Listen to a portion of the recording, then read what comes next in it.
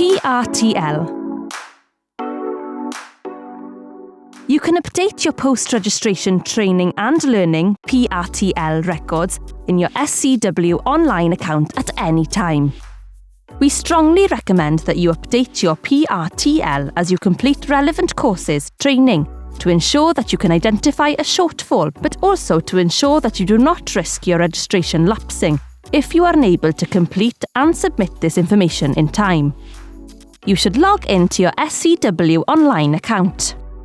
Hover over the My Registration option in the bar menu at the top of the page. Click on Post-Registration Training and Learning, PRTL. You will be taken to this page where you should note the current period dates.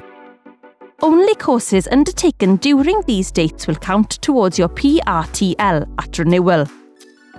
At the top right-hand corner of the table on the bottom of the page, there is an Add PRTL button to select to input courses training one at a time. Each record should be added separately. You should include a full description of how the activity contributed to your professional development. If you need to delete or amend a PRTL entry, you will see a box with an arrow at the end of the line where it is entered in the table. If you click on it, you'll be shown two options: delete or change. You can export your PRTL record to an Excel spreadsheet so that you can access the information when not online.